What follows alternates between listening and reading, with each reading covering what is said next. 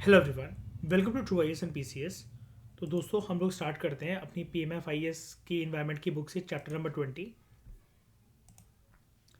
जिसके अंदर हम लोग बात करेंगे वाटर पोल्यूशन के इफ़ेक्ट्स और कंट्रोल मेजर्स के बारे में। आप लोग वाटर पोल्यूशन का इंट्रोडक्शन या वाटर पोल्यूशन क्या होता है उसके साथ जुड़े हुए कुछ और टर्म्स, कन्वेंशंस, ट्रीटीज वगैरह के बारे में जान गए हो। ये उसका आप कह सकते हो कि एक एडवांस वर्जन का चैप्टर है। ऐसा नहीं है कि चीज़ें बदल जाएंगी इस चैप्टर के अंदर या बहुत एडवांस लेवल की हो जाएगी। ऐसा कह लो कि ये चीज़ें वहीं पर होनी चाहिए थी वाटर पोल्यूशन वाले चैप्टर के अंदर, लेकिन अगर ये जो चीज़ें हैं सेपरेट चैप्टर बना करने डाली जाती तो वो चैप्टर काफ़ी बल्कि लगता आपको पढ़ने में। ठीक है। ऐसे ही इस बुक ने एयर पोल्यूशन के साथ भी कर रखा है। एयर पोल्यूशन के 3 चैप्टर बना रखे हैं। ठीक है। तो खैर, हम फिलहाल बात करते हैं water pollution effects and control measures की। तो effects of water pollution on human health. देखो, प्रीवियस चैप्टर में हम लोग पढ़ रहे थे कि किस तरीके से घरों से और अस्पतालों से निकलने वाला जो कूड़ा कचरा कबाड़ होता है, अगर वो किसी भी तरीके के पानी में जाकर मिक्स हो जाए तो वो अपने साथ कुछ चीज़ें कैरी फॉरवर्ड कर सकता है, लाइक बड़े सारे मेटल्स। और जिसको अगर मरीन ऑर्गेनिजम्स या ह्यूमन बींग्स कंज्यूम कर लें या फिर वो किसी ऐसे पानी के सोर्स में जाकर मिक्स हो जाए जिस पानी को ह्यूमन बींग्स कंज्यूम कर रहे हैं, तो उसकी वजह से काफ़ी दिक्कत हो सकती है इंसानों को। ठीक है। और as well as marine organisms को। तो राइटर इसी पॉइंट से शुरुआत करते हुए आपको बता रहा है कि डोमेस्टिक और हॉस्पिटल सीवेज जो होता है उसके अंदर बड़े सारे अनडिजायरेबल पैथोजेनिक माइक्रो ऑर्गेनिजम्स होते हैं।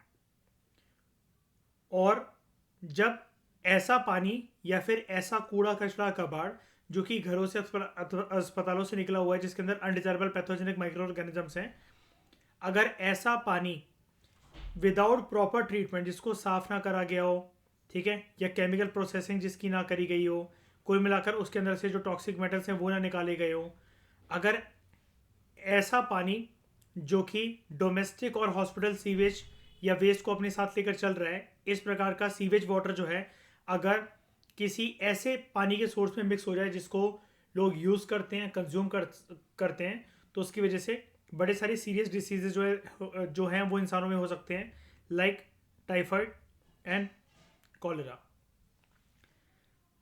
इंडस्ट्रियल वेस्ट वाटर के अंदर इंडस्ट्री से निकलने वाला जो वेस्ट वाटर होता है, यहाँ पर आप टर्म देख सकते हो, ये ये बहुत एडवर्स तरीके से अफेक्ट करता है, इंसानों की हेल्थ को भी प्रभावित करता है और जानवरों की हेल्थ को भी प्रभावित करता है। तो ऐसा क्या होता है इसमें, ऐसे पानी में? तो ऐसे पानी में आपको देखने को मिलते हैं बड़े सारे मेटल्स, लाइक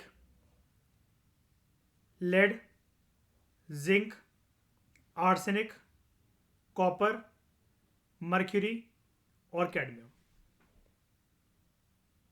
ठीक है। अगर इंसान ऐसा पानी कंज्यूम कर रहे हैं जिसके अंदर आर्सेनिक कंटेंट काफ़ी ज़्यादा है, तो धीरे धीरे होगा क्या, इंसानी शरीर में ये जो आर्सेनिक है ये एक्यूमुलेट होता चला जाएगा, ये जमा होता चला जाएगा बॉडी के अलग अलग पार्ट्स में। कहाँ कहाँ पर? खून में, नाखूनों में, बालों में, जिसकी वजह से इफेक्ट्स क्या निकलेंगे? स्किन लेजन्स, लाइक जैसे खालों का फटना, खालों का उधड़ना। ठीक है। आपके नेल्स के बगल में आपने अक्सर एक्सपीरियंस करा होगा कि एक रेशे रेशे से बाहर कभी कभार आ जाते हैं। वो मौसम चेंज होने की वजह से हो सकता है, या आपकी बॉडी में कोई किसी न्यूट्रिशन की कमी है, कैल्शियम की कमी, उसकी वजह से भी हो सकता है। और वो नेल कटर से आपको काटना पड़ते होंगे, क्योंकि जितने बार अगर आप टच करोगे, आप उसको उखाड़ोगे, तो वो एक खूनी पैच वहां पर आ जाता है जो आपको एक इरिटेशन वाली फीलिंग देगा, मतलब वो चुभेगा आपको, है ना। ये होते हैं स्किन लेजन्स।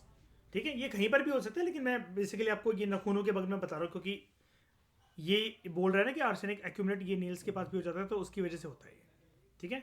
जैसे अगर आप ना किसी भी स्टेट में रहते हो, मान लो, जहाँ पर आपका पानी घर में नहाने का खारा नहीं आता, और आप अगर मध्य प्रदेश में आकर उसके पानी से अगर नहाओगे, उन डिस्ट्रिक्ट्स में, उन ज़िलों में अगर आपका घर है, आप एमपी आ रहे हो, रुकने आ रहे हो, रहने आ रहे हो, और उन डिस्ट्रिक्ट्स में आपका घर है जहाँ पर खारा पानी आता है, चंबल वाटर का ये जो चंबल रिवर का जो पानी है वो आता है, जिसके अंदर खारापन बहुत ज़्यादा है, तो आप ऐसी चीज़ से सफ़र कर सकते हो कि जहाँ पर आपकी जो खाल है वो उधड़ना स्टार्ट हो सकती है कुछ टाइम के लिए, जब तक आपकी बॉडी एडजस्ट नहीं हो रही है। ठीक है।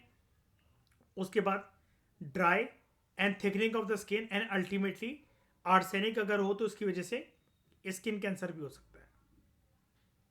ठीक है। अब ये स्किन कैंसर, ये इंटरनल इफेक्ट है या एक्सटर्नल इफेक्ट है, बताओ। एक्सटर्नल ना, इंसान ने कुछ कंज्यूम तो नहीं करा ना, बाहर से ही हो रहा है ना। ठीक है।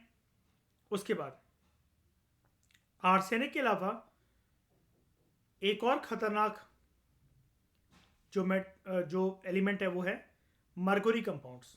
ये भी वेस्ट वाटर के अंदर पाए जाते हैं। तो मर्कुरी कंपाउंड जो वेस्ट वाटर के अंदर होते हैं, बैक्टीरियल एक्शन के चलते ये कन्वर्ट हो जाते हैं into extremely toxic methyl Mercury. Extremely toxic methyl Mercury. ठीक है। जिसकी वजह से आपके हाथ पैर और नसें एकदम सुन पड़ सकती हैं। ठीक है। It cause numbness of limbs, lips and tongue, deafness, blurring of vision and mental derangement.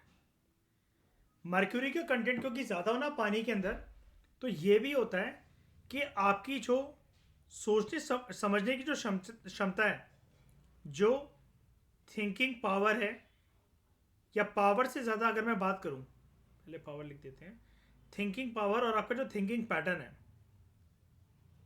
ये ऑल्टर होने लग जाता है। ये ऑल्टर होने लग जाता है। कुल मिलाकर आपके दिक्कत आती है आपके कॉग्निशन में, दिक्कत आती है आपके कॉग्निशन में। कॉग्निशन समझते हो ना अनन्या? ईशा है क्लास में? हाँ ईशा, कॉग्निशन समझते होगे ना?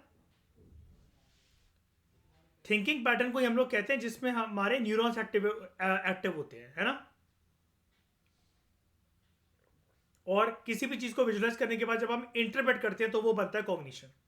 सिर्फ नॉर्मल देखना और क्या कहते हैं किसी भी चीज को, और फिर हमें लगता है कि वो मन के अंदर बस गया, ऐसा जरूरी नहीं होता। कभी कभार वो स्लिप कर जाता है अनकॉन्शियस माइंड के अंदर, है ना।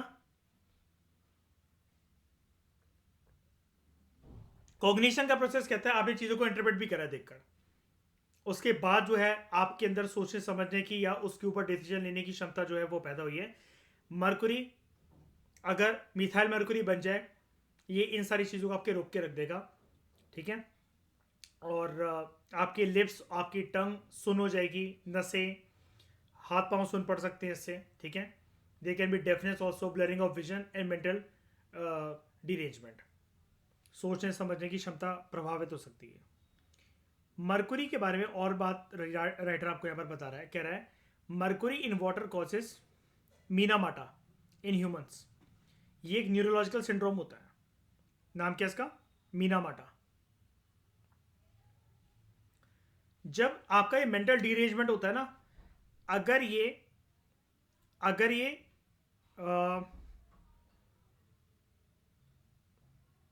कैरी फॉरवर्ड होता रहता है, आपका पीने का पानी का जो आप पानी पी रहे हो उसका अगर वातावरण नहीं बदल रहा, उसका इंटरनल एनवायरनमेंट नहीं बदल रहा उस पीने के पानी का जिसके अंदर मर्कुरी कंपाउंड थे, और वो एक्सट्रीमली टॉक्सिक मिथाइल मर्कुरी में कन्वर्ट होते होते आप उसको कंज्यूम करते चले जा रहे थे, कुछ समय के बाद ये हो सकता है कि थिंकिंग पैटर्न, पावर यही ऑल्टर हुआ था, पर्सन का कॉग्निशन जो है वो खतरे के अंदर आया था। लेकिन इससे एक न्यूरोलॉजिकल सिंड्रोम इंसानों में हो सकता है, मीनामाटा, जो कि आपके बिल्कुल थिंकिंग को स्ट्रक कर देगा, और ये एक प्रकार का आपके अंदर एक इफेक्ट पैदा कर सकता है विच कैन बी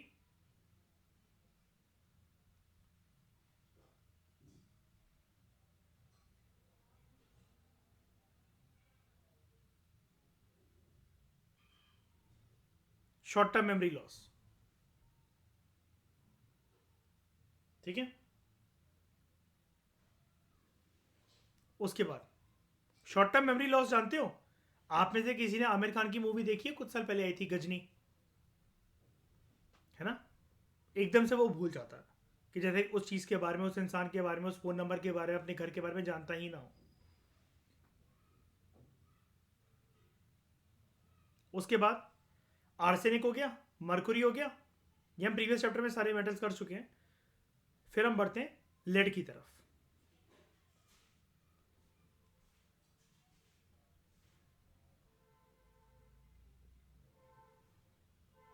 ठीक है, जो लेड है ये लेड पॉइजनिंग के लिए रिस्पॉन्सिबल है। और लेड पॉइजनिंग अगर बॉडी में हो जाए, it interferes with variety of bodily processes, और ये काफ़ी टॉक्सिक होता है, जिसकी वजह से अगर इसका कंटेंट बहुत ज़्यादा बढ़ जाए तो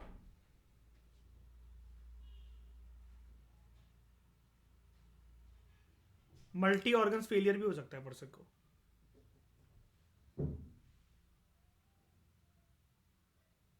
उसके बाद कंपाउंड जो है, जैसे मरकुरी कंपाउंड थे, कंपाउंड में कोई भी हो सकते हैं, चाहे वो आर्सेनिक कंपाउंड हो, मरकुरी कंपाउंड हो, लेड कंपाउंड हो, दे कैन कॉज, ये जितने भी हैं, lead, zinc, arsenic, copper, mercury, cadmium, they can lead, मतलब अगर कंपाउंड हो स्पेशली लीड लेड के, मैं मार्क कर देता हूँ उसको, येलो कलर में लेड का लिया था, तो कंपाउंड्स ऑफ लेड, कंपाउंड किसी के भी हो सकते हैं पानी के अंदर, लेकिन यहाँ पर स्पेसिफिकली मैं वही आपको बता रहा हूँ कि लेड के भी, जिंक के भी, आर्सेनिक के, कॉपर के, मरकुरी के, कैडमियम के, किसी के भी हो सकते हैं। फिलहाल वो आपसे यहाँ पर बात लेड के बारे में कर रहा है, कह रहा है कंपाउंड्स ऑफ लेड जो है इट कॉज एनीमिया। उसके बाद पर्सन को ऐसा लगेगा, उसका सर भारी भारी सा रहता है, there is loss of muscle power and bluish line around the gum. ठीक है, उसके बाद हम यहाँ पर ये जो 6 मेटल पढ़ रहे थे ना, कैडमियम, तो अगर पानी के अंदर कैडमियम हो, इट कैन कॉज इताई इताई डिसीज। इसको मैं वैसे मार्क कर देता हूँ स्पेलिंग आपको, ताकि प्रॉपर दिख जाए। Itai disease, also called as ouch ouch disease. अब आउच आउच क्यों? पूरा दिन आपके जोड़ों में, घुटनों में, जॉइंट्स में पेन होता ही रहता है। आप में से किसी को, may not God do so, लेकिन हो फ्यूचर में हो, may not God do so, लेकिन कभी किसी को चिकनगुनिया हुआ है? ये कभी देखा है चिकनगुनिया वाले पेशेंट को?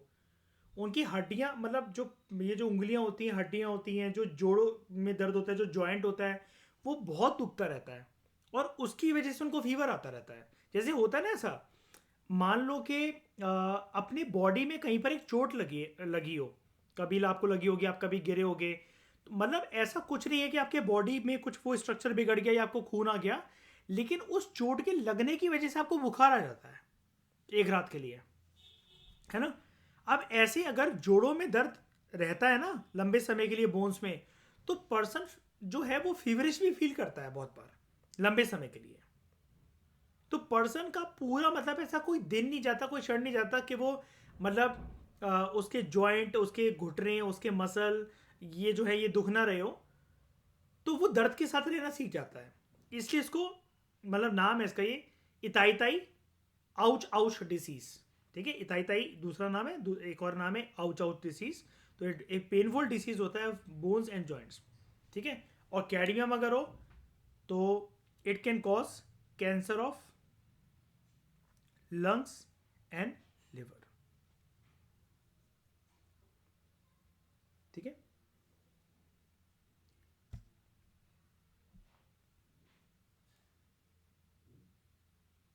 देखो लिवर क्लेंजिंग प्रोसेस ना आप सब भी अपनाया करो। इसको अपनाने का बेस्ट तरीका होता है गर्मियों में बस आप 15 दिन दो। लिवर मतलब आप देखो, आपको लगता है कि आप बहुत कुछ खाते हो, अच्छा, ठीक है, और कई लोग जो होते हैं वो कुछ भी खा लेते हैं। ठीक है, अब डिपेंड करता है, देखो लोगों का टेस्ट है, चॉइस है, जब तक आप लाइफ में एक्सेल कर रहे हो कुछ भी खाओ कुछ भी करो, आपकी लाइफ है भाई, कुछ लोग मस्त तरीके से जीना चाहते हैं, कुछ लोग सात्विक भोजन करना चाहते हैं, जो भी है, लेकिन लिवर तो देखो उसके ऊपर फर्क तो पड़ता है। गर्मियों में आप 15 से 20 दिन के लिए ये वाला काम कर सकते हो, जिसकी वजह से आपके जो लिवर है वो डिटॉक्स जो है वो होने लगता है, आप उसको क्लीन करते हो, क्योंकि लिवर जो है आपकी पूरी बॉडी के सारे पदार्थों को क्लीन कर रहा है अलॉन्ग विद किडनीज। तो आपकी रिस्पॉन्सिबिलिटी बनती है कि आप लिवर को भी क्लीन करो। उसके लिए आप सिंपल सी एक चीज़ अपना सकते हो। खाली पेट ना आप 15 से 20 दिन के लिए जो गन्ने का रस है आप उसको कंज्यूम कर सकते हो। उसके 2 घंटे बाद तक आपको कुछ भी कंज्यूम नहीं करना है, किसी भी तरीके का लिक्विड या फिर फूड स्टफ। लिवर क्लिनजिंग में बहुत हेल्प करता है ये जो शुगर केन जूस होता है, गन्ने का रस जिसको आम भाषा में हम लोग बोलते हैं, ये आप खाली पेट अगर पीते हो, मैं गर्मियों की बात इसलिए करूँ क्योंकि सर्दियों में पियोगे तो आपको कोल्ड रहेगा, ठंडा होता है क्योंकि गन्ने का रस, तो आपकी छाती जाम हो सकती है, आपकी नोज चोक हो सकती है, सर भारी भारी रहेगा आपका, अगर ठंड लग गई, अगर आपके शरीर में दिमाग में ठंड चढ़ गई तो गर्मियाँ बेस्ट होती हैं। ठीक है, ये हो गया। और लंग्स के लिए बेसिकली होता है कि देखो लंग्स प्रॉपर एज सच तो देखो डिटॉक्स नहीं होते, लेकिन उसका भी एक तरीका होता है, मैं आपको बताता हूँ। देखो, अगर आप अपने जो फूड पाइप है उससे किसी भी प्रकार का ऑयल या फिर मान लो कि कोई भी जो टॉक्सिन्स हैं अगर आप उसको रिमूव कर सको तो डेफिनेटली सबसे पहले वो लंग्स की तरफ जाएंगे ही नहीं। ठीक है, तो एक इसका तरीका होता है, दो तरीके होते हैं। गर्म पानी को मिलाकर नमक के गरारे करना, जिसकी वजह से आपका जो फूड पाइप है वो साफ रहेगा।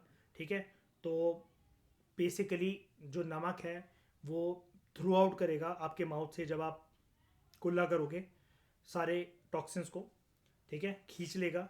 एक और तरीका होता है खींचने का, वो होता है जो वर्जिन कोकोनट ऑयल होता है उसकी 5 से 7 चम्मच अगर आप लेकर काइंड ऑफ जैसे अपन ब्रश करने के बाद जो कुल्ला करते रहते हैं उसके बाद थूकते हैं, तो अगर आप उसको रख कर जो अपना माउथ है उसमें रिंस करो उसको, अगर आप कुल्ला करो उसको और फिर उसके बाद अगर आप उसको थूको, तो साइंटिफिक स्टडीज ये प्रूव करती है कि वो रात भर का जो भी आपने लास्ट 24 आवर्स में खाया होता है उसके अंदर जो भी ऑयली एलिमेंट होता है उसको खींच लेता है वो कोकोनट ऑयल। और ये एक वेट रिड्यूस करने का भी एक बहुत अच्छा तरीका होता है कि आप कुछ इनटेक करे बिना वेट रिड्यूस कर पा रहे हो, तो वो ऑयल जब रहेगा ही नहीं, सुबह सुबह पूरा निकल गया, तो आपकी बॉडी एक नया स्पेस बना पाती है, तो वो ऑयल बढ़ेगा नहीं, तो वो आपकी बॉडी को फैलाएगा नहीं, आपके फैट को बल्ज आउट नहीं करेगा वो। ये भी एक तरीका होता है, तो वो लंग्स की भी इसकी क्लेंजिंग हो जाती है काफ़ी हद तक, क्योंकि वो जो खींचेगा पूरा का पूरा फूड पाइप के थ्रू खींचेगा, तो वो लंग्स में तो जा ही नहीं पाया, तो एक तो उसकी क्लेंजिंग हो रही है। और लिवर की क्लेंजिंग का मैंने आपको बता दिया कि गन्ने का रस का तरीका, तो ये दो चीज़ें बहुत इफेक्टिव होती हैं, एक नमक के गरारे, एक कोकोनट ऑयल वर्जिन। मैंने वर्जिन इसलिए कहा, देखो साइंटिफिक स्टडी प्रूव करती है बालों में लगाने वाला जो पैराशूट ऑयल होता है किसी भी कंपनी का, आप उसको भी कंज्यूम करके कुल्ला कर सकते हो, कोई दिक्कत नहीं है।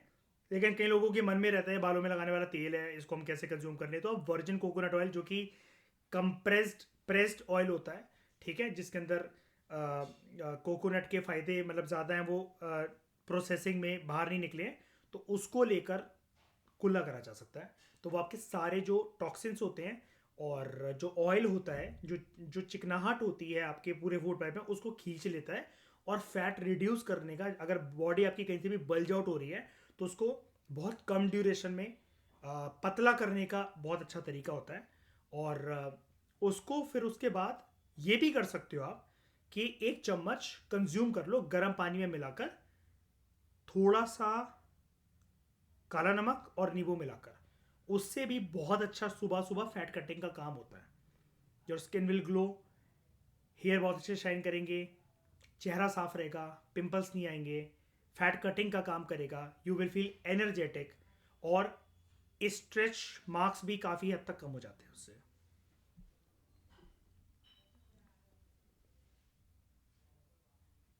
हाँ, मुझे पता है तुम्हें पूछना था सबसे पहले ना।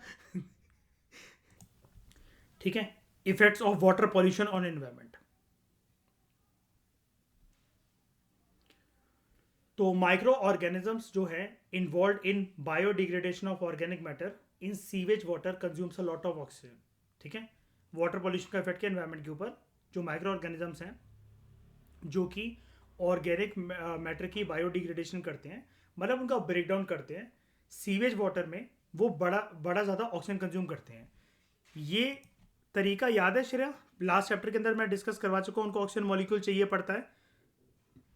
अनन्या याद है, आप पूछ रहे थे कि कैसे वर्क करता है? मैंने मछली का एग्जांपल बताया था कि उसकी डेड बॉडी के ऊपर कंज्यूम करने के लिए 4-5 माइक्रो ऑर्गेनिज्म है, तो एक एक ऑक्सीजन मॉलिक्यूल कंज्यूम करते जा रहे हैं, है ना। अब ऑक्सीजन वहां पर होना भी तो चाहिए। तो मयूर याद है डिजोल्व ऑक्सीजन का कंसेप्ट? जरूरी भी तो है। ऑक्सीजन ही खत्म हो जाएगा तो एल्गल ब्लूम पास है ना।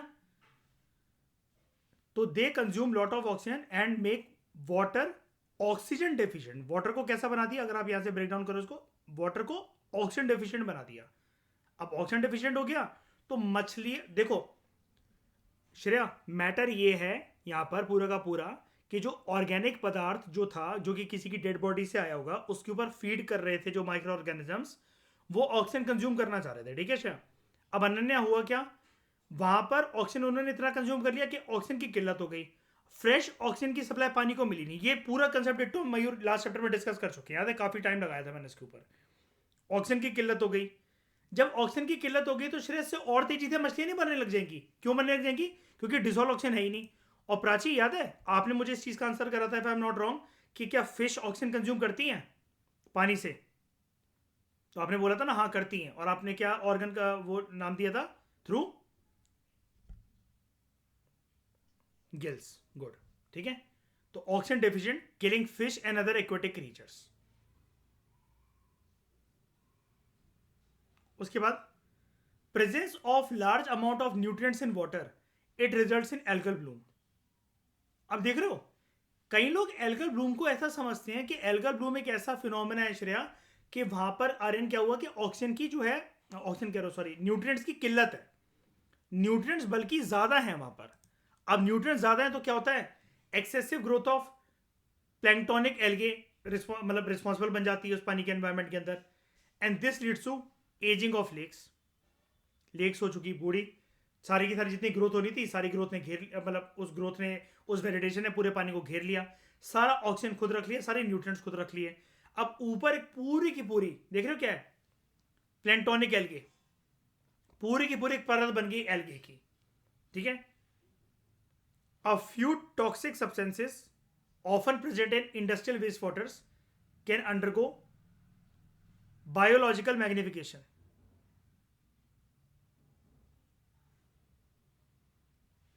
ठीक है, इन एक्वेटिक फूड चेन।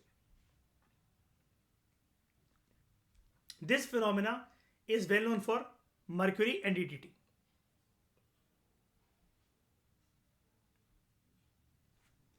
और मैं आपको यहां पर, आप चाहो तो उसको लिख सकते हो,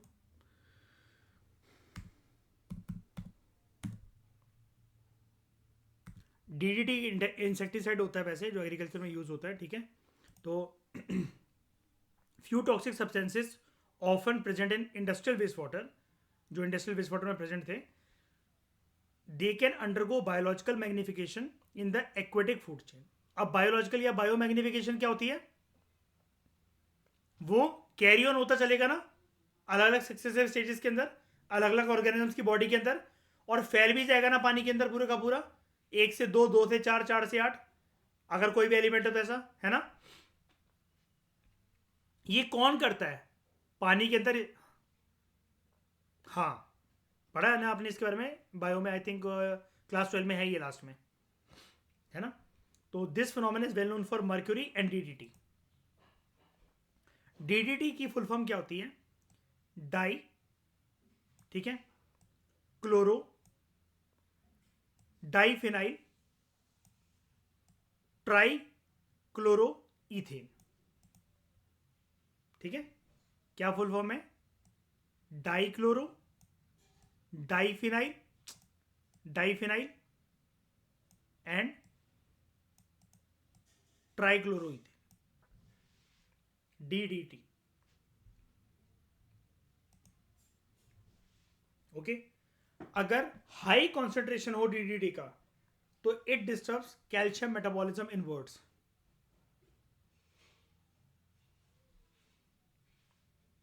डीडीटी की मात्रा अगर ज्यादा हो गई,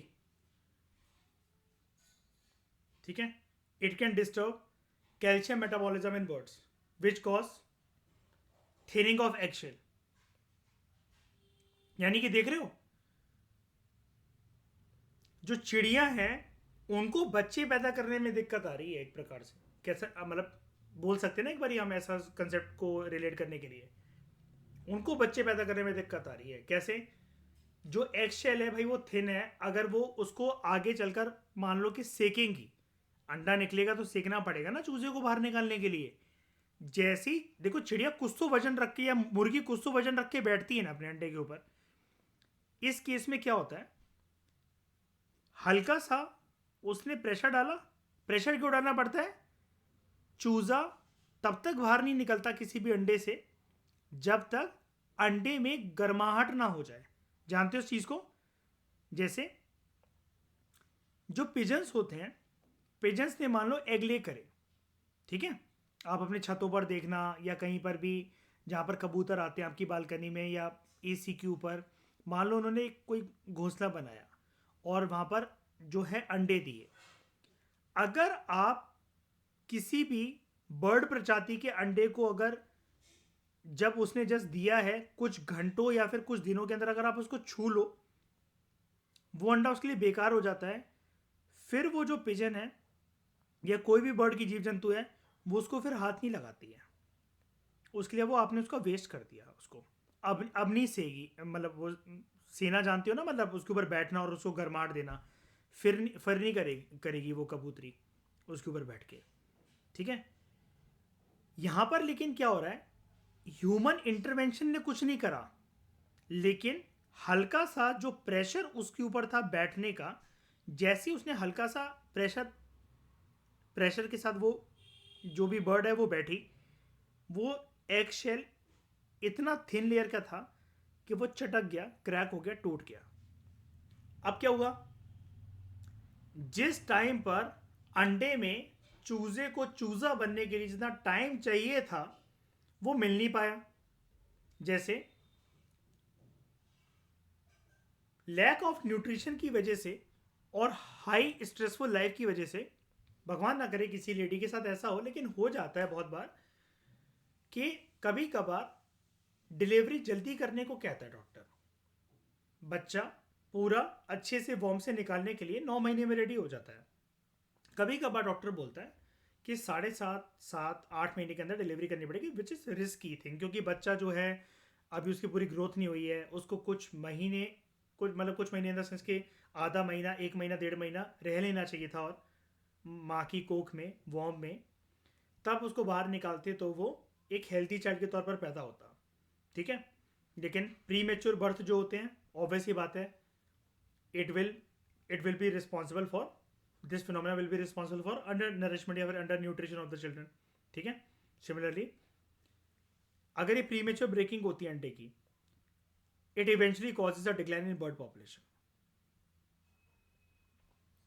अब देख रहे हो, अगर कल को बर्ड पॉपुलेशन के ऊपर श्रेया कुछ लिखने को आता है, हमारे पास कितना क्लासी पॉइंट है ना, कि कैसे डीडीटी का हाई कॉन्सेंट्रेशन में होना और चिड़ियों के अंदर कैल्शियम मेटाबॉलिज्म का डिस्टर्ब होना उनकी आबादी कम होने का कारण बन रहा है ना। ये एक पॉइंट देख रहे हो मयूर, कितना कुछ बयां कर रहा है ये बर्ड पॉपुलेशन के कंटेक्स्ट में, है ना। आर्यन, ऐसी चीजों को आर्यन में निकालने को कहता हूं आपको, ये चीजें होनी चाहिए जो कि अपने टिप्स पर हो, ठीक है। ऐसे पॉइंट जो कि दूसरों को हराने में काम आए हमारे, इसकी एक अलग से डायरी बना सकते हो आप लोग ऐसी चीजों की, ठीक है। आर्यन प्राची आप लोगों ने जस्ट क्योंकि स्टार्ट करा है अनन्या, इसलिए मैं आप लोगों को बता रहा हूँ वाली बात।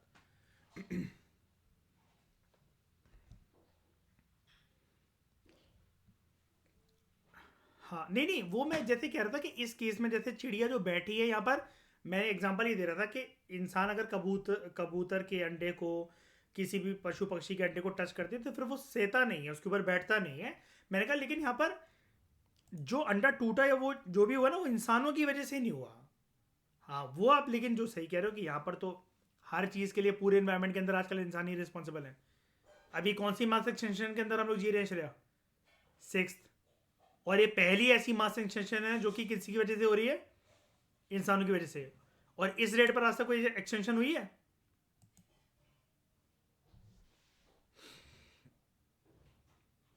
मास एक्सटेंशन का फेस चल रहा है श्रेया, है। और इनवर्स रिलेशनशिप देख रहे हो, इंडिया की पॉपुलेशन वर्ल्ड की नंबर 1 पॉपुलेशन, है ना, विस्फोट पैदा हो रहा है। तो effects of water pollution on aquatic ecosystem, ये तो क्या एनवायरनमेंट के ऊपर। अब बात करते हैं पानी में क्या असर होगा इसके ऊपर। ये सब बातें हम लास्ट चैप्टर के अंदर पढ़ चुके हैं, कुछ कुछ नए एनालिसिस आपको यहाँ पर मिल रहा है। देखो, मैंने आपको एक चीज़ बताई थी ना प्रीवियस चैप्टर में, याद है? ठंडे पानी और गर्म पानी के कंपैरिजन में गर्म पानी ज़्यादा जल्दी घोल लेता है किसी भी चीज़ को, है ना। और गर्म पानी ज़्यादा अच्छे से मिक्स कर देगा किसी भी चीज़ के अंदर कोई चीज़, राइट। गर्म पानी के अंदर 1 चम्मच नमक मिलाना तो पानी उस केस में ज़्यादा खारा होगा, या फिर मैंने एक ग्लास के अंदर 7 से 8 आइस क्यूब्स डाल रखे हैं और ठंडा पानी बिल्कुल फ्रीजर का निकाला हुआ है, उसके बाद में उसमें नमक घोल रहा हूँ, तो खारापन जल्दी और सबसे ज़्यादा कौन से पानी के अंदर होगा? गर्म पानी, ठीक है। कभी किसी को देखा ठंडे पानी से गरारे करते हुए? तो hot water discharge from industries when added to water bodies, it lowers its dissolved oxygen content, ठीक है। आप एब्रीविएशंस यूज मत करना कभी भी एससी पेपर के अंदर, ठीक है।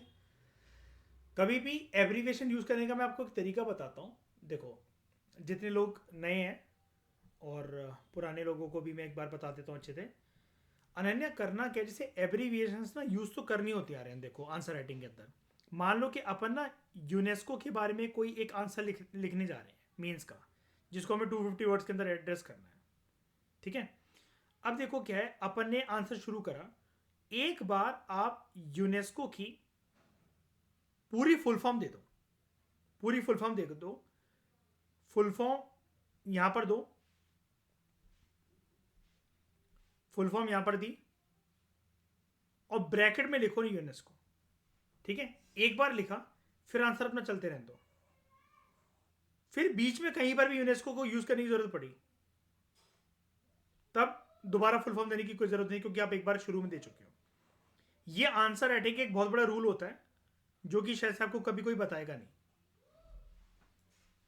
और काफी लोग ये क्या करते हैं, शुरू से ही क्वेश्चन में दे रखा है और आपने भी यूनेस्को लिखना स्टार्ट कर दिया कि क्वेश्चन में फुल फॉर्म दे रखी थी, ठीक है। फिर उसने यूज कर रखा था यूनेस्को, या फिर सिर्फ यूनेस्को ही दे रखा था तो हम भी यूनेस्को यूज करेंगे।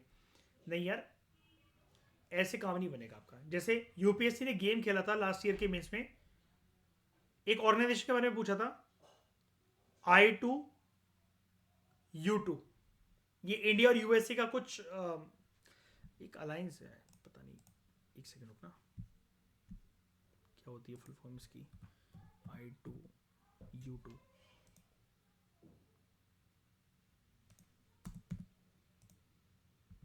India Israel US. हाँ, मैंने बोला ना इंडिया और यूएसए है। I2, अच्छा, India Israel I2U2, United states and UAE, United Arab Emirates. तो I2U2 is a group, I2U2 group is a grouping of India, Israel, UAE, and United States of America. Group's first joint statement released on July 14, 2022 states that the countries aim to cooperate on joint investment in new initiatives in water, energy, transport, space, health, and food security. Okay. Found हुआ था 2021 में, abbreviation I2U2, ठीक है। तो ऐसी abbreviation आपको use नहीं करनी है, ठीक है। तो I2U2 क्या है? इंडिया, इजराइल और आपका यूएसए और यूनाइटेड अरब एमिरेट्स, ठीक है। तो अब इसने यूपीएससी ने इसकी फुल फॉर्म नहीं दे रखी थी, मेंस के क्वेश्चन में फुल फॉर्म नहीं दे रखी थी, लेकिन आपने अपना क्वेश्चन यहीं से करना स्टार्ट कर दिया, I2U2, तो भाई आपको मार्क्स नहीं मिलेंगे। आपको ये पता होना चाहिए कि है क्या। इसका मतलब ये भी नहीं है कि आप देखो डिप्रेशन में चले जाओ कि मुझे तो पता ही नहीं है फुल फॉर्म इसकी, लेकिन मैं जानता हूँ कि I2U2 है क्या। जानते हो तो लिखो, लेकिन आप फिर भी एक्सपेक्ट करके चलो कि अगर ये 10 मार्कर का क्वेश्चन है, तो जितने बार ये अभी I2U2 बिना बिना फुल फॉर्म के साथ लिख रहे हो, तो उतने बार आपके ये एक एक मार्क्स या 1.5 मार्क्स जा रहे हैं, ठीक है। तो अल्टीमेटली आपको फिर मतलब पूरे क्वेश्चन में कुल मिलाकर 2 या 3 नंबर से ज़्यादा मिलने नहीं है, आप कितना भी अच्छा आंसर लिख लो उसके ऊपर।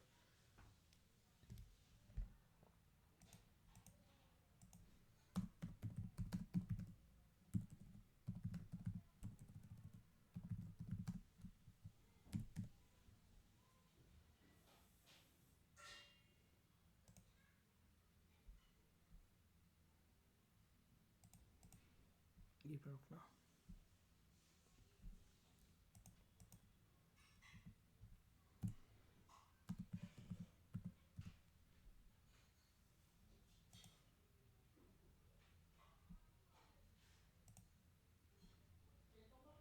पता नहीं यार ये कहाँ मिलेगा। ये है I think, how did I to you to originate and evolve, what factors led to the, ऐसे कुछ आया था।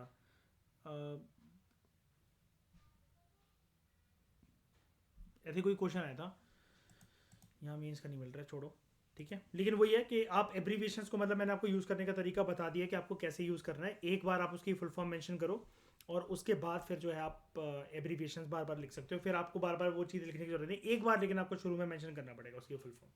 ठीक है, तो खैर टॉपिक पर वापस आते हैं। गर्म पानी जो इंडस्ट्री से डिस्चार्ज होता है, जब ये वाटर बॉडीज में ऐड करा जाता है, ये उसका डिसोल्यूशन कंटेंट जो है वो गिरा देता है।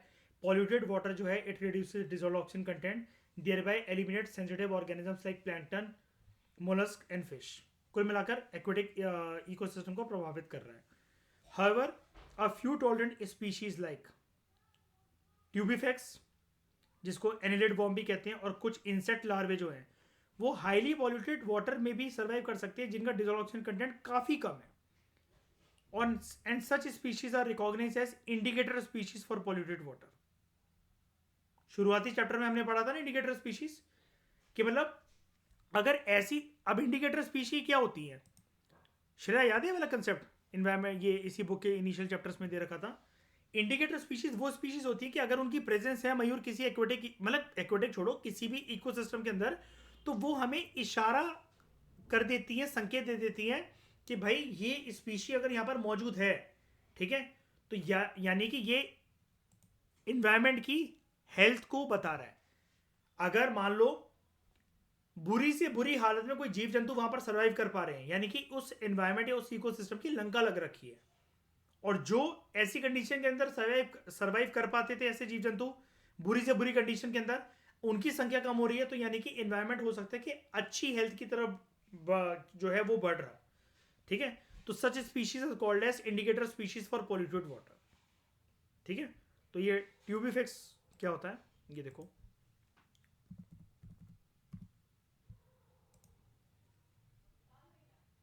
ट्यूबिफेक्स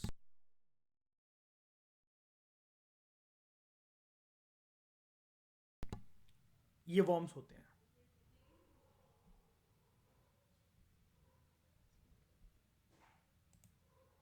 ठीक है, उसके बाद बायोसाइड्स,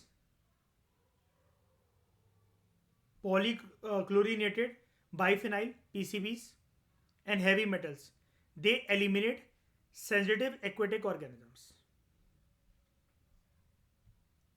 ठीक है, ये सब मतलब पॉल्यूटेंट्स हैं, अगर ये सब मौजूद हो तो सेंसिटिव एक्वेटिक ऑर्गेनिजम्स जो हैं, जो कि ज़्यादा स्ट्रेस टॉलरेट नहीं कर सकते हैं वाटर एनवायरनमेंट के अंदर, मरीन एनवायरनमेंट के अंदर, वो लुप्त हो जाएंगे।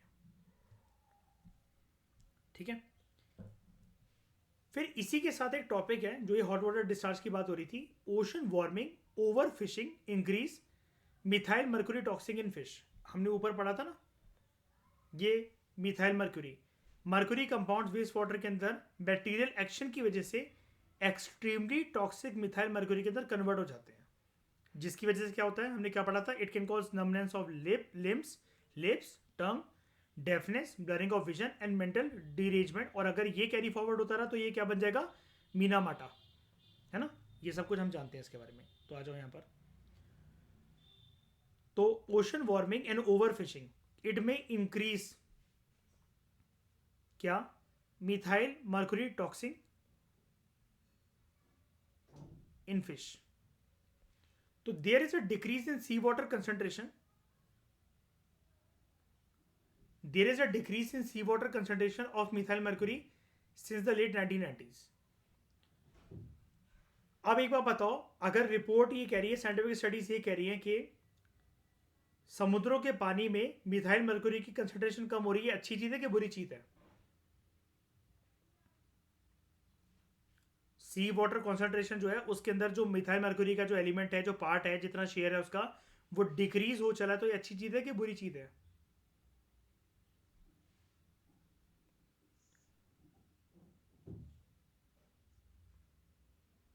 नहीं नहीं, पहले ये वाली लाइन बताओ sir. There is a decrease in sea water concentration of methyl mercury since the late 1990s। अच्छी चीज़ है। तो श्रेया, ये कम क्यों हो रहा होगा, क्या लगता है आपको आर्यन? क्यों कम हुआ ये? लास्ट चैप्टर हमने क्या खत्म करा था श्रेया? विभिन्न कंट्रीज ने साथ में मिलकर बड़ी सारी क्या करी है? Good, convention and treaty sign करी है। ये उसका आउटकम है, राइट श्रेया? है ना Aryan? However, amount of methyl mercury in fish which are larger in the food chain have been found to increase. अब एक पैराडॉक्सिकल सिचुएशन क्रिएट हो गई कि नहीं हो गई? क्यों अनन्या? मछलियों के अंदर मिथाइल मर्क्यूरी जो कॉन्सेंट्रेशन है वो बढ़ रहा है, which are higher in the food chain. तो इंक्रीज ये क्यों हो रहा है? It is due to two reasons. एक तो ओशन वार्मिंग। ओशन वार्मिंग की वजह से क्या होता है, अगर कल को कोई भी ऐसा, देखो मिथाइल मर्क्यूरी क्या है? मिथाइल मर्क्यूरी श्रेया एक प्रकार का मर्क्यूरी ही तो है ना, है ना? बैक्टीरियल एक्शन की वजह से कन्वर्ट कर रहा है ना अपने आपको टॉक्सिक मिथाइल मर्क्यूरी के अंदर, है ना अनन्या? ऐसे ही है मयूर। अब अगर ओशन का पानी गर्म हो गया है, तो जहां पर उसको कम गति से, कम स्पीड से घुलना चाहिए था, तो चलो जल्दी जल्दी घुल रहा वो, है ना? और जितना जल्दी घुलेगा वो पानी के अंदर, गर्म पानी जो कि अब बनता चला जा रहा है, तो उतनी जल्दी जो है वो फिशेस को भी प्रभावित करेगा। ठीक है? तो ocean warming and dietary shifts due to over fishing by humans. Due to over fishing, fish higher in the fish higher in the food chain relied more on larger fishes। जो food chain में higher level पर जो fishes थी, अच्छा higher level पर अगर food chain में कोई फिश है तो उसका साइज बड़ा होगा कि छोटा होगा? सोच समझ के आंसर देना। Fish higher in the food chain, ये वाली जो मछली है इनका साइज बड़ा होगा कि छोटा होगा? ये जो मैंने मार्क कर रखा है, fish higher in food chain, बड़ा होगा। ये मान लेते हैं, ये वाली मछली इतनी बड़ी। अब छोटी मछली बड़ी मछलियों को खाती है, बड़ी मछली छोटी मछली को खाती है ना? अब ऐसा क्यों लिखा है? They relied much more on larger fishes. मान लो इनका साइज बहुत बड़ा है, लेकिन जिन मछलियों को खा रही है उनका साइज भी अच्छा खासा बड़ा है, इनसे छोटा है लेकिन। ठीक है?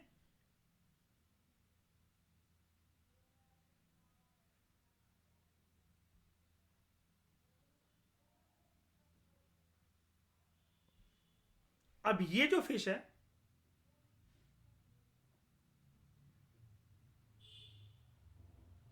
इसने इन बड़े साइज की मछली को खाया। ये एक मरीन इकोसिस्टम के अंदर लार्जेस्ट है, लेकिन ये सारी लार्जर है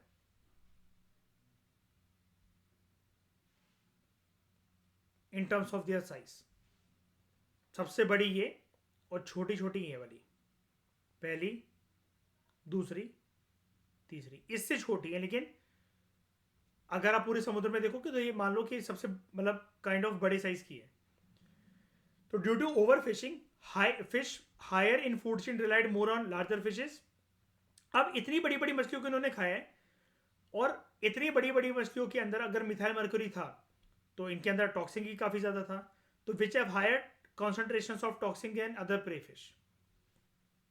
जहर, जहरीले पदार्थ, मेटल्स इन मछलियों के अंदर भरपूर मात्रा में शामिल थे, और इन तीनों मछलियों को, ये बड़ी वाली मछली जो निकल गई। अब इस मछली को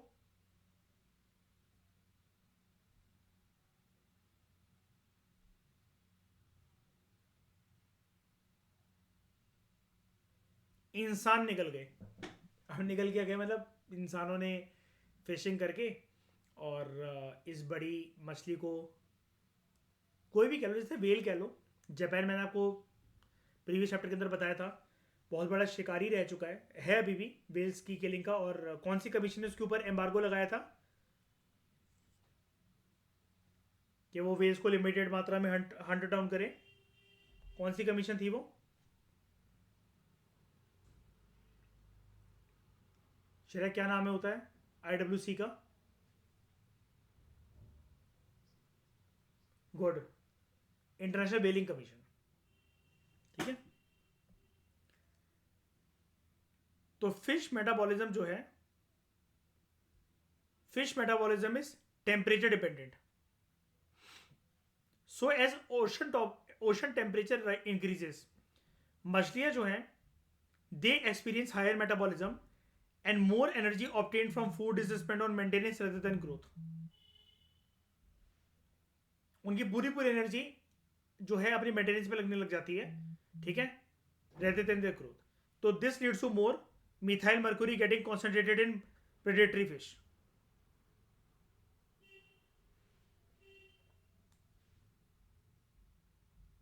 ज्यादा मिथाइल मर्क्यूरी जो है it gets concentrated in predatory fish, fish higher in the food chain. जैसा कि मैंने आपको ये एग्जांपल देकर बताई, ये जो लार्जेस्ट फिश है, बताओ जरा अनन्या, ये 1 2 3 के अंदर ज्यादा आपको मिलेगा मिथाइल मर्क्यूरी का कंटेंट या फिर जो लार्जेस्ट फिश है इसके अंदर मिलेगा?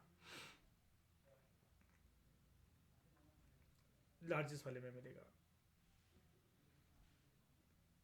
किसी को कोई डाउट इस चीज में? आर्यन समझ में आई ये वाली चीज? इसमें इसमें मिलेगा, ठीक है। तो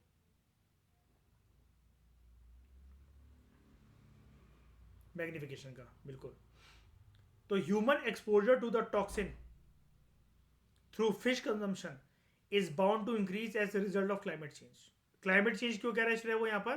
बिकॉज ये जो एक्टिविटी है like rising of sea temperature, ये ओशन वार्मिंग जो है, ये क्लाइमेट चेंज का ही एक वो है ना, फिनोमेना है ना। तो लास्ट चीज हम ये पढ़ लेते हैं कि मिथाइल मर्क्यूरी है क्या, ये इतना खतरनाक क्यों है, इसकी इतनी बुराइयां क्यों हो रही है। वैसे तो हम पढ़ चुके हैं, जब मर्क्यूरी जो है वो बैक्टीरियल एक्शन की वजह से क्या करे, वो टॉक्सिक मिथाइल मर्क्यूरी बन जाए, तब जो है मर्क्यूरी का नेचर चेंज हो जाता है इनटू मिथाइल मर्क्यूरी। तो मिथाइल मर्क्यूरी ये वाला,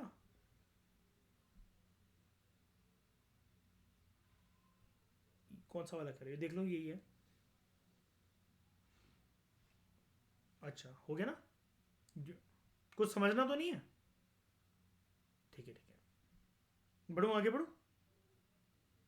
ठीक है, यहाँ तक सबको क्लियर हो गया ना? श्रेया कोई डाउट है? प्राची? ठीक है। तो मिथाइल मर्क्यूरी इज वेरी, हाँ, methyl mercury is very poisonous form of mercury. It is use in fluorescent lights, tube lights basically, batteries and polyvinyl chloride. In the environment methyl मर्क्यूरी जो है it forms when bacteria reacts with water, sorry, bacteria reacts with mercury in water, soil and plants. जैसे कि यहाँ पर बोल रहा था, कहाँ गया वो पिंक कलर का, गिरा। Mercury compounds in waste water are converted by bacterial action. मैं इसको मार्क कर देता हूँ। They are converted by bacterial action into extremely toxic methyl mercury, जिसकी वजह से मैं फिर से रिपीट कर रहा हूँ, सुन पड़ सकते हैं आपके लिम्स, आपके होंठ, आपकी जीभ, डेफनेस आ सकती है, जो विजन है वो धुंधला धुंधला सा हो सकता है, जस्ट लाइक आपने, जैसे मतलब मान लो कोई आप नींद में हो जैसे, या फिर आपने नशा कर रखा है, ठीक है, या मेंटल रीरेजमेंट, आपकी सोचने समझने की क्षमता खत्म हो सकती है। ये लंबे समय के अंदर अगर ये कंटिन्यू रहा तो ये एक न्यूरोलॉजिकल सिंड्रोम के अंदर कन्वर्ट हो जाएगा, जिसको हम लोग कहते हैं मीना माटा। ठीक है, तो एनवायरमेंट में methyl mercury forms when bacteria reacts with mercury in soil, water और प्लांट्स। जापान के अंदर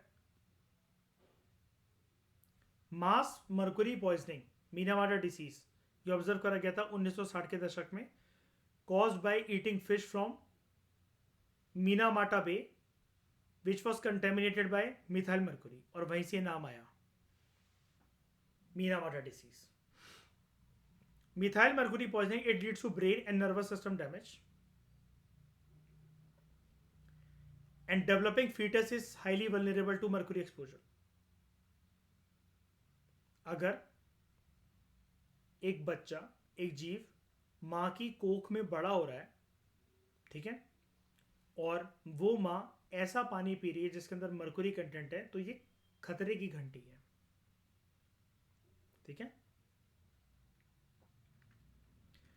जापान में वैसे भी ना क्या है कि जब ये फिनोमेना हुआ था कि mass mercury poisoning Minamata disease was observed in 1960s caused by eating fish from Minamata bay, जो कि मिथाइल मर्क्यूरी से कंटेमिनेटेड था.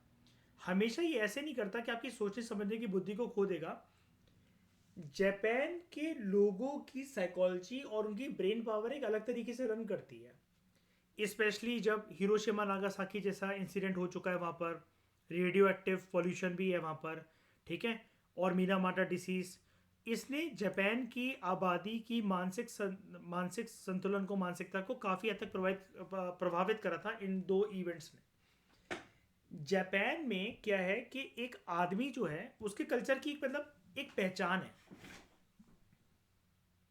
उसके कल्चर की एक पहचान है कि जापान का आदमी ना अपना अपमान ज़्यादा सहन नहीं कर पाता है. उसका एक रीज़न है. जापान का आदमी काम बहुत ज़्यादा देर तक करता है विदाउट टेकिंग अ ब्रेक. ये उसके डिसिप्लिन, उसके हार्डवर्क की एक पहचान होती है. उनके कल्चर में इस चीज़ को प्रमोट करा जाता है. लेकिन देखो, आप अपने लिमिट्स को अगर ओवर पुश करते हो, you are not taking a break in any activity. मैं सिर्फ ब्रेन की बात नहीं कर रहा, मैं पढ़ाई की बात नहीं कर रहा. जहां पर आपका ब्रेन लगातार उसी स्पीड से, उसी फ्रीक्वेंसी से रोज यूज हो रहा हो ना, ये आप अपने आप को मोटिवेटेड या फिर उतना एक्टिव रखने के लिए जो रेडी करोगे, तो आपकी विल पावर बहुत खर्च होगी. विल पावर एक ऐसी चीज होती है जो कि चार्ज करनी पड़ती है. अगर आप उसको चार्ज ना करो वो खत्म हो जाएगी. क्योंकि अगर आप 18 घंटे बैठ पा रहे हो काम करने के लिए, तो आप अपनी विल पावर को बहुत हद तक स्ट्रेच कर रहे हो. मन नहीं भी है, कुछ बात है, लेकिन फिर भी आपको दिखाना है अपने आप को प्रूव करना है. उससे ज़रूरी नहीं है कि आपका ब्रेन जो है वो ठीक रहे. और जापान के आदमी ने बड़े सारे सालों तक ये इस कल्चर की परंपरा को फॉलो करते हुए यही गलती करी. क्या गलती करी? विल पावर एक हद तक काम करती है, आपको उसको रिचार्ज करने का टाइम मिल ही नहीं रहा है. जापान की कल्चर में जो एक परंपरागत रूप से जो चीज़ जुड़ी हुई है, that is meditation, that is spending time in aloofness, अकेले बैठना, पावर ऑफ डूइंग नथिंग. तो जापान का आदमी, जब ये टेक्नोलॉजिकल रेवोल्यूशन आया जापान के अंदर, ये सारे काम नहीं कर पाया. और विल पावर को स्ट्रेच करते हुए 18 घंटे काम करना, 19 घंटे काम करना, 2 दिन तक काम करना, लगा रहा. जापान में 1960s के दशक में एक फिनोमेना देखा गया कि जापान का आदमी सुसाइडल हो गया टेंडेंसी में अपनी. और सुसाइडल भी एक ऐसी नॉनसेंस चीज की वजह से हो गया जापान का आदमी. और ये फिनोमेना आज तक बरकरार है. ये फिनोमेना आज तक बरकरार है कि जापान का आदमी अपनी बेइज्जती सहन नहीं कर पाता. जापान में किसी के हार्डवर्क के ऊपर क्वेश्चन उठाना, किसी के कैलिबर के बारे में क्वेश्चन उठाना, किसी का फेल हो जाना, या फिर कुछ घटनाक्रमों की वजह से अपनी नजरों में गिर जाना, अगर ये प्रक्रियाएं होती हैं, जापान का आदमी इमीडिएटली सुसाइड कर लेता है. ये एक बहुत बड़ी केस स्टडी कंडक्ट हुई थी जो कि लगभग 20 से 25 सालों तक चली थी केस स्टडी है जापान में. और तब ये फिनोमेना देखा गया था कि हमेशा आप अगर बहुत ज़्यादा एंथुसियास्टिक, मोटिवेटेड होकर, हार्ड वर्किंग बनकर अगर काम करो, तो आप ज़माने को कितना भी खुश कर लो, किसी और को कितना भी खुश कर लो, कितने भी सक्सेस पा लो, मानसिक रूप से ज़रूरी नहीं कि आप खुश रहो. जिस दिन आपकी खुशी पूरी तरीके से चली जाएगी, आप अपना ये शरीर नष्ट कर डालोगे, यू विल कमिट सुसाइड. तो उसमें, उस केस स्टडी में एक बड़ी इंटरेस्टिंग बात थी कि टेक अ ब्रेक. एक लाइन थी, गाइस टेक अ ब्रेक. और ये चीज़ 12th की जो बुक है इंग्लिश की, अनन्या आपके लिए लेटेस्ट होगी, और ये क्या कहते हैं, ईशा आपके लिए भी, वो एक चैप्टर था, क्या नाम है, एनिमी. डॉक्टर सडाओ हो की, है ना, फादर सडाओ, सुना होगा आप लोगों ने ये. तो वो जापान का बंदा होता है ना. उसके फादर हमेशा एम्फेसाइज करते हैं ना उसके ऊपर, वो डॉक्टर बनता है, उसकी वाइफ डॉक्टर होती है, कि हमेशा जापान के लोगों को हार्ड वर्किंग होना चाहिए, बहुत ज़्यादा एंथुसियाज्म के साथ काम करना चाहिए, है ना। वो सेकेंड वर्ल्ड वॉर के कंटेक्स्ट में तो लिखी गई है वो कहानी ओरिजिनल, जनरल टाकीमा। और फिर उसी के अंदर, उसी 12th की बुक के अंदर एक पोयम भी आती है कि कीपिंग क्वाइट बाय पेब्लो नरूदा, है ना। कीपिंग क्वाइट जो पोयम थी बाय पेब्लो नरूदा, उसके अंदर एक चीज़ आती है ना, वो रिक्वेस्ट करता है राइटर कि सब लोग एक बारी शांत होकर आराम से अपने आप को देखो, अपने आप को समझो, अपनी क्षमताओं को समझो। उसके अंदर एक लाइन यूज होती है, अगर आप लोगों को याद हो अपनी 12th, काउंटिंग अप टू 12। एक लाइन यूज है, काउंटिंग अप टू 12 का मतलब ये होता है शांत होकर 12 तक गिनो। तो उसके अंदर वो बड़ी सारी रिक्वेस्ट करता है कुणाल, है ना। वॉर मॉन्गर से कहता है कि लड़ाई झगड़ा बंद कर कर एक बारी सोच के देखो कि इस युद्ध में अगर तुम ही मर गए तो तुम्हारा क्या होगा। जो समुद्र के किनारे जो नमक इकट्ठा कर रहे हैं उनसे बोलते हैं कि तुमने इस कमाई में नमक इकट्ठा करते करते अपने हाथों को देख लो क्या कर दिया, खून रिस रहा है तुम्हारे हाथों से।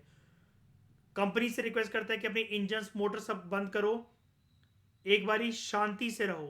तो वो दुनिया के जनसंख्या से रिक्वेस्ट करता है कि एक बारी दिन में कुछ टाइम निकालकर अपने लिए भी सोचा करो, हमेशा अपनी वर्थ प्रूफ मत करा करो। और ये चीज जापान में ज्यादा ज्यादा तेजी से क्यों फैली, because of this Minamata disease. इसलिए मैं आपको ये बता रहा हूं, मीनामाटा की वजह से। ये छोटा मोटा प्रभावित करने वाला जापान की जनसंख्या को डिजीज नहीं था, इसने जापान के लोगों को इस हद तक झंझोर के रख दिया था कि जापान का आदमी बिल्कुल स्टक होकर काम करता था। जैसे क्या होता है, मैं आपको एक लफंड्रो वाली एक बात बताता हूँ मैं आपको।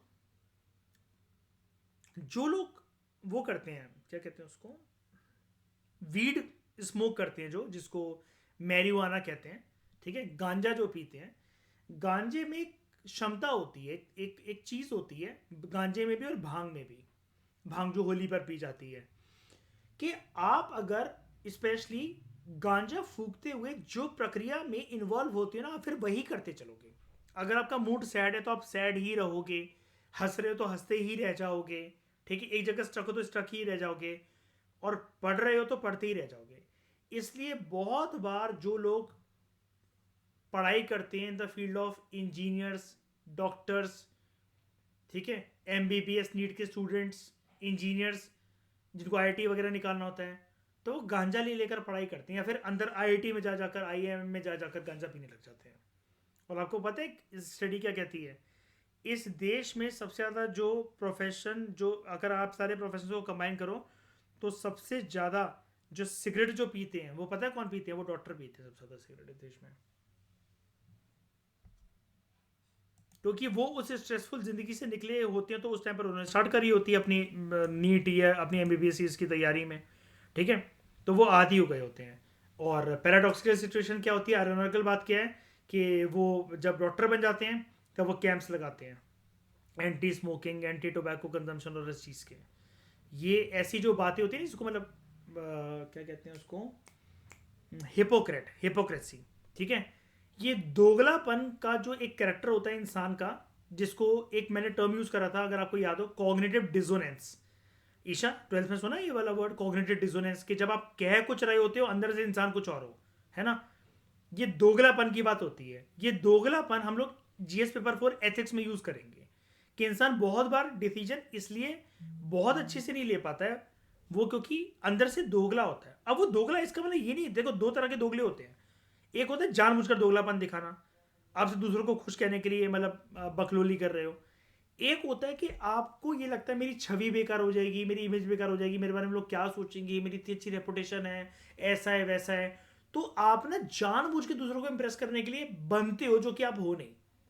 वो भी एक हिपोक्रेसी का नेचर होता है, जो कि अनइनवाइटेड होता है, यानी कि आप खुद से नहीं कर रहे हो, लेकिन आपको एक डर है, यार वो मेरे को छोड़ के ना चली जाए, यार वो मेरे बारे में गलत ना सोचने लग जाए, ठीक है, या मेरी इमेज उसके सामने क्या रहेगी अगर उसको ये पता लगा तो, ये चीज़। और यही जो है चीज़ है, ये लोगों को बहुत बार अपनी मतलब क्या कहते हैं, बहुत चीज़ें रिवील करने से रोकता है। जैसे जिस बंदी ने अगर प्रीवियस रिलेशनशिप में गाली खाई है ना अपने बंदे से, ह्यूमिलेशन सही है ना, और ये काउंट करवाया उसके बंदे ने उससे कि तूने मेरे से गिफ्ट ली थी, तू भिखमंगी है, ये है वो है, वो नेक्स्ट रिलेशनशिप में हमेशा नए वाले पर्सन को यही बोलती फिरेगी कि तुम मुझे कभी कुछ देना मत। काफ़ी टाइम तक वो बोलती फिरेगी जब तक वो मेंटली सेटिस्फाइड हो जाए कि ये तो नहीं सुनाएगा मुझे। अब ये वो बंदी जानबूझ के नहीं कर रही है, वो पास्ट को अनकॉन्शियस माइंड में कहीं ना कहीं लाकर ये एक्शन जो है वो परफॉर्म कर रही है। तो इस डिस्कशन में दोस्तों फिलहाल इतना ही। Thank you very much for discussion.